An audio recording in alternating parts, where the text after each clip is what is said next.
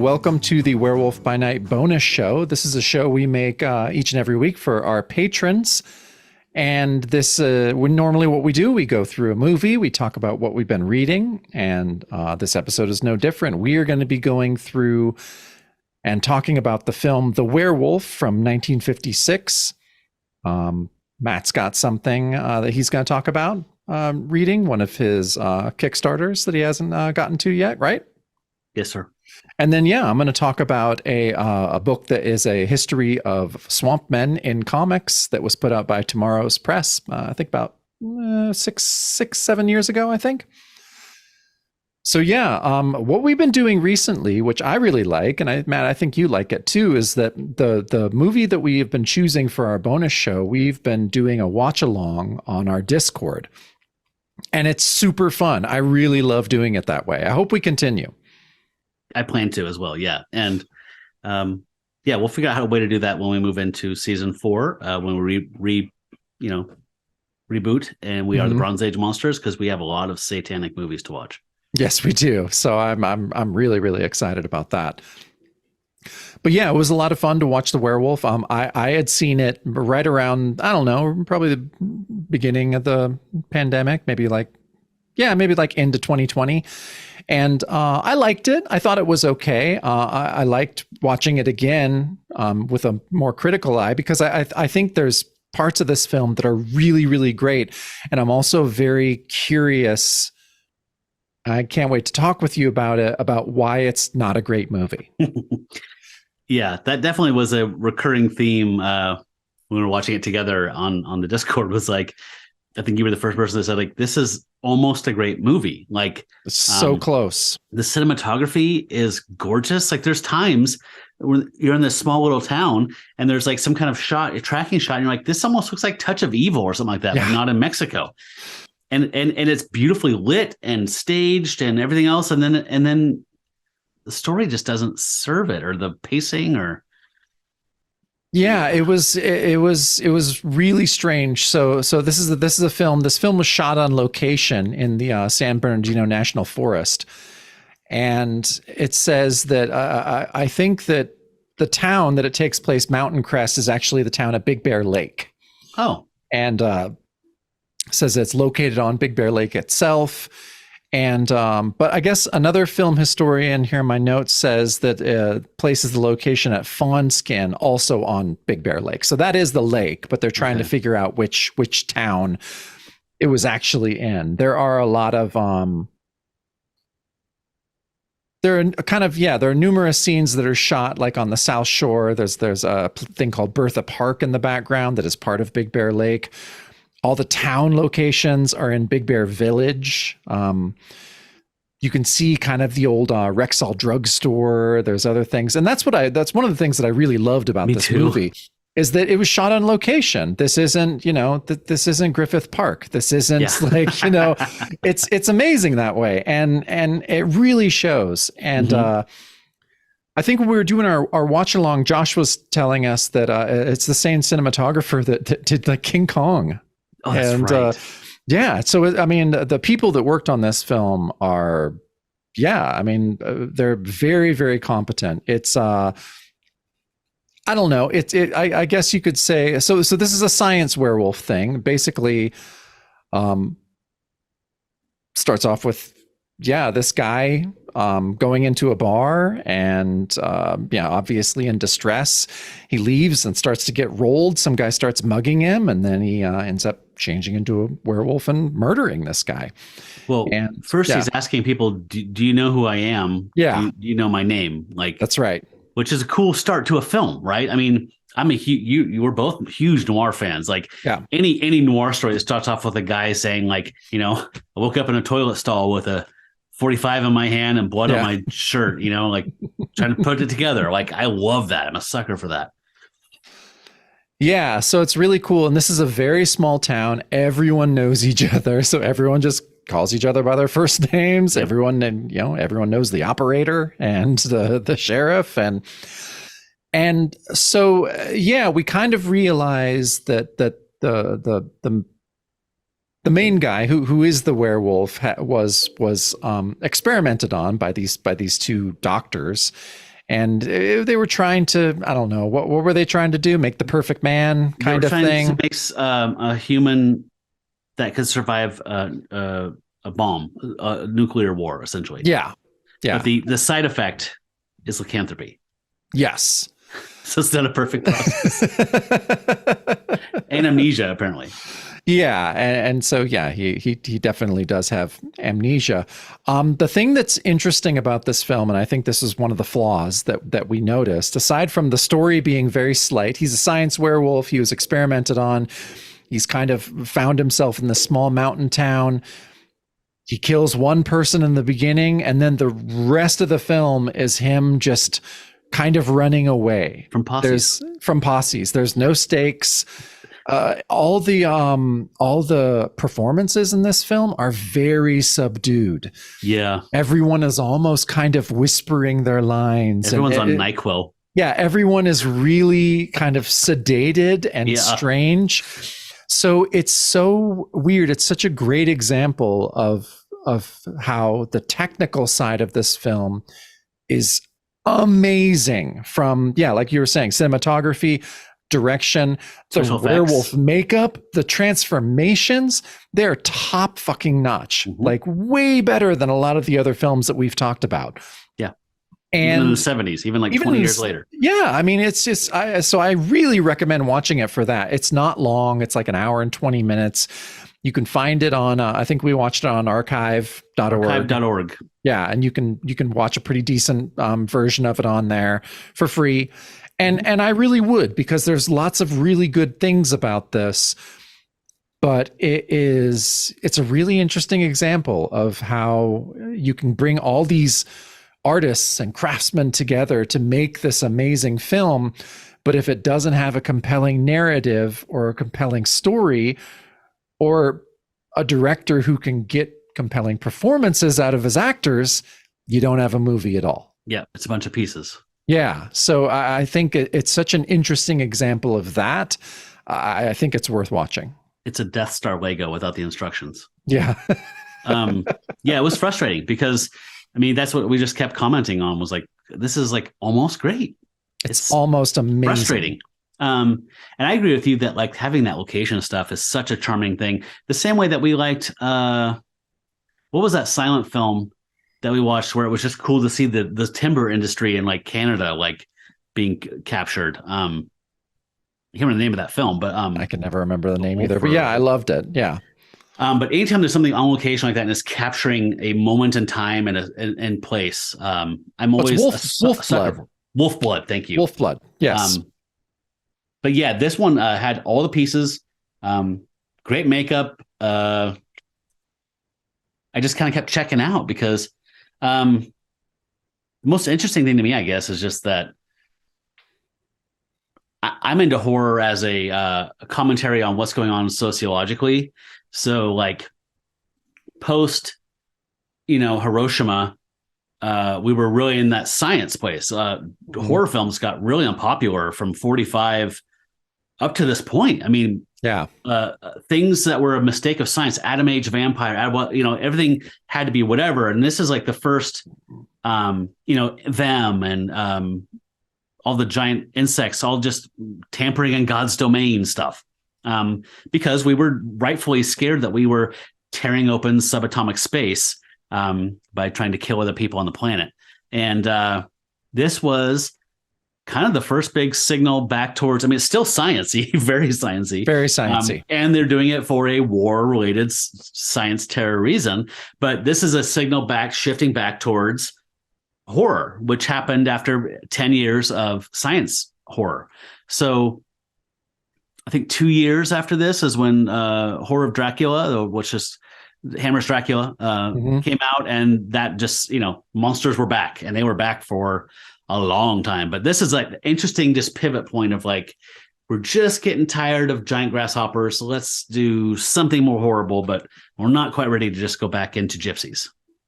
Yeah, exactly. No, it's it's a fascinating time capsule into that transition. And I think, it drags in a bunch of places, but I do recommend watching it for all of those reasons. Yeah, it's free on Archive, like you said, and you can download it or watch it there if you just want to stream it. It's not illegal. Archive.org is it's on the up and up. It's on just the up and up. people's archive of works Public of art, domain stuff. Yeah. public domain stuff. Sometimes things get pulled down from there, and people say you didn't have the rights to this because of music, or you didn't have the rights to this because of whatever. But at any moment in time, you can find amazing stuff. You and I were just talking this week about all of the live recordings of bands that are on there. It's become its own industry basically on there. It's like people uploading bootleg recordings of shows. Yeah, and it's all the bands that obviously have given their okay that they're fine with this and they sign off on it. And so you can go on there and find 200 Mountain Goat shows to go through that vary, as most bootlegs do, from soundboard tapes to some guy with a mini cassette recorder. And they're all on there and they're fun to go through. And there's if you're a person that likes editing and just wants to play with some stuff, there's all kinds of like industrial films that have fallen into public domain from like Chevy or Ford or whatever. And you can just download the stuff and play with it and cut it together. It's all ours now. We own it, the public. So I wouldn't pay for it. I wouldn't recommend somebody pay I think it was $2 or $3 on Prime. I wouldn't do that. I would say not. go to Archive and check it out though. It's worth it because of the technical stuff. Yeah, for sure. Maybe, your band could record a cool soundtrack to it or something. Mess with it. Play with it. It's Archive, baby. Fair use. Okay. I feel like we did another week where we didn't do the thing where we planned the movie. Did we? No, we did. Remember, we're going to watch Wolf Cop 2. Oh, that's right. Oh, you did forget. Damn. So next week, and we're going to do a watch along on our Discord. And so next week we're going to talk about the sequel to Wolf Cop, which we really liked Wolf Cop. So we'll see with the sequel. Another Wolf Cop. Wolf Cop is the title. Of it, yeah. I'm excited, and I know that I think it was Brank that said, "Don't get your hopes up. If you really enjoyed the first one." And we're like, "Of course not." That was a passion project, and this guy got to got these grants from the government to make this thing and whatever. It's never going to match the charm of the first one. I get it. No. So that's fine. Cool. So another Wolf Cop. Is that free? I don't know. I don't think we checked on that one. We did not. Wolf Cop was on like Tubi and stuff for a long time. I'm sure, and we'll figure it out. Okay. All right. So I'm doing another Kickstarter catch up, and the next one chronologically after the Mr. Monster adventures was this 113 Tales of Terror, illustrated urban legends and short shock stories by Kurt Kuersteiner and art by Terry Beatty. So I'm going to throw some pictures in here, but I'm not sure how this came across my radar on Kickstarter. This is kind of early in my days, but I'm a huge fan of urban legends stuff. And one of my favorite comics collections is the Big Book of Urban Legends. I don't know if you've ever read those big books. Oh, yeah. Big Book of Little Criminals, Big Book of whatever. The Urban Legend one, I bought it in probably 94, and it's been in every bathroom I've had since then. It is the absolute perfect toilet book. Each page is an urban legend, a different artist and writer tackling these things, all these famous things. Urban legends, folks, I'm sure you've heard the term, but if you don't know, it's also called a faux or a friend of a friend story. So these are the, aren't you glad you didn't turn on the light, right? The one about the roommates in the college dorm and blah, blah, and microwaving the poodle and all that stuff. So these are all very short. I'm going to be showing some video of these. I'm going to shoot on my phone, but just throwing these up here now. Very short. About half of them, like the microwave pet, that's one of those famous ones. So a lot of these are those. The Nut and the Car Nuts, right? You know that one. That's a famous one where the lady's car breaks down outside the insane asylum. Oh, yeah. And he suggests she take one lug nut off of each wheel. So great stories. The art's kind of hit and miss. It's okay. A lot of these, more than I liked, were were made up. Oh, I don't like that. So they're things like, I don't know, like sci-fi, weird, like goofy little, like what would be a tech story in an EC weird science, with usually a little bit of a stinger kind of story. But, you know, a lot of them are the classic, aren't you glad you didn't turn on the light, getting impregnated by an octopus when you're swimming in the ocean. Yep. I was not blown away. The art's just serviceable. The writing is less serviceable, a little more spotty. But you did say it was cheap, right? It was cheap. It was like $15 for a physical copy, and it's 113 of these little things. That's fine. It's something just to put on the coffee table, or, you know, whatever, like a toilet, a magazine rack in your bathroom if you're one of those people that's not ashamed to read when you take a dump. I don't know. I wouldn't buy it again. But it was like $15, and That's not bad. I love Urban Legends, so that's that one. Tune in next week for another Kickstarter catch up. It needs a theme song. Oh, but it's going to be like a Bobby McFerrin thing. It's all going to be, or Mike Patton. Like, it's all going to be yeah. We'll call that Mike Patton. Yeah. Well, a little more with that and a little Phantomos. Yeah, a little Phantomos in there too. Yeah. So I'm going to talk about a book I bought that I really, really love. I can't find my physical copy, of course, because I moved and everything is packed away. But I have my digital copy that I've been rereading. It was put out by Tomorrow's Press and their imprint called Comic Book Creator. And normally it's just like a magazine size, you know, thing they put out maybe twice a year. But this one it's technically Comic Book Creator number 6, but it's called Swampmen, Muck Monsters and Their Makers. And it is, I think it's 197 pages. It is as exhaustive as a fucking history of Swampmen in comics as you can get. There's tons of amazing pinups too. That's the other thing. Like there's at least 30 or 40 incredible pinups of all these different monsters done by a bunch of really, really cool fucking artists. So it's well worth it. It was edited and kind of put together by John Cook, who I think is mainly the editor of Comic Book Creator. It's put out by John Morrow.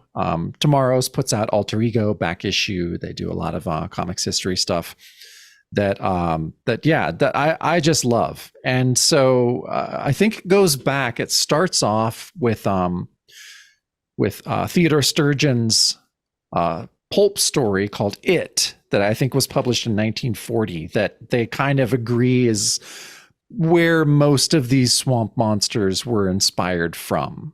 I think they're deciding that's ground zero. Yeah. That's the starting place. And then from there, it goes chronologically and talks about, you know, the Heap, which what was from Hillman Comics. I think that was originally an Airboy.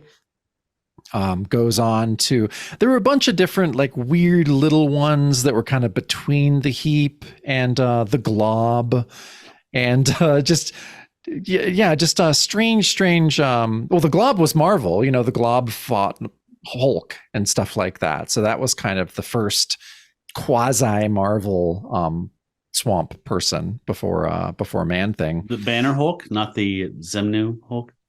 No, Banner Hulk. Yeah. Okay. Yeah, I hadn't remembered it either, but I think it was in Marvel by the Month. They were going through some of the issues and we're saying, that it's a swamp monster. It just is. And then, of course, it goes through, you know, of course, with Man Thing and Swamp Thing, talks about their histories.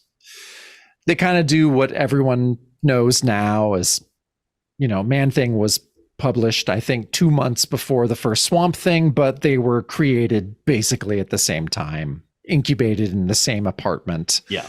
That, you know, Len Wein, Wrightson, Conway, they were all just living together, hanging out, wanting to tell different tales of Swampmen. Mm-hmm. And it goes all the way into Alan Moore's run, talking about the Swamp God and what Alan Moore did with that, which is the best. I mean, I love, you know, I love all the original, you know, Swamp Thing stuff. But yeah, when Alan Moore and Rick Veitch and Stephen Bissett took over, that's I still think it's one of my favorite comics of all time. I reread it So all the time. Yeah, you're talking about the concept of the green and like the Yes. Yeah, Parliament of Trees, the Green, Trees, you know, all that stuff. I mean, it's just, yeah. I mean, that's really the climax of the Swamp Monster story, and is kind of where the book ends. But it's well worth taking a look at. I mean, if you're even kind of interested in any of these characters, it is the definitive tome on Swampmen. So I really recommend checking it out. I love that it's 197 pages. Isn't that fucking awesome? Like, I would think like 35 to 40 pages would be stretching it.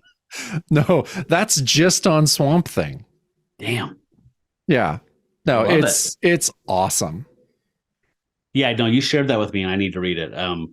It's something I'm totally interested in. So yeah, you'd love it. I love the concept of a swamp monster. Yeah. It's never not appealing. No, always. Yeah. And they covered the Skywald one, right? The one issue. You talked about that. Yeah, well, that was Skywald kind of resurrecting the heap. With permission? I don't think Skywald ever asked permission for anything. Yeah. I don't think that was Israel's way. So yeah, but yeah, I dig the Skywald resurrection of the heap as well, which they did. Yeah, it's worth it. It's worth checking out. So is this physical copy, is that available readily? Like it's still in print?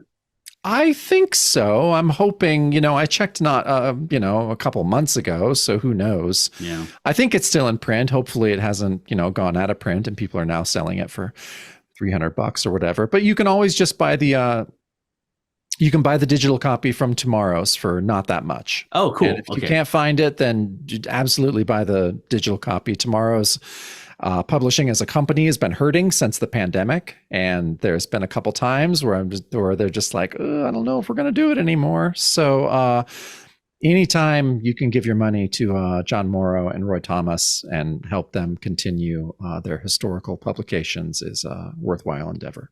I totally agree. Then didn't know they were in straits. Yeah, they're not doing great. Do you have any sense of like what kind of numbers they get on their? I mean, it's a very niche. It's very niche. I mean, I honestly don't know. I mean, do they sell 1,000 copies of Alter Ego? Yeah, maybe. Okay. Well, cool. Yeah, I'm gonna get around to reading that PDF for sure. Mm-hmm. And I want to buy some old collections. I saw that they had collected some of the early stuff, and like Roy Thomas had written some forwards, like kind of like Masterworks type of things, but outside of Marvel, like the Heap or something, I think was what it was. I don't know, I was digging around like instocktrades.com or something like that and found those. I was like, oh, I'd like to have those, but do I want to pay $50 for like 6 issues? Yeah, it's rough. That's rough. Scanned. Yeah, no thanks. Scanned issues. Yeah. Cool. I love a swamp monster. Yeah, me too. That needs to be a shirt. I love a swamp monster. Mm-hmm. Like I was telling you and Michael, I was watching, we were watching, my wife and I were watching Night Gallery, hosted by Rod Serling, the anthology from the 70s. And yeah, there was a swamp monster episode in there, which was great. Yeah.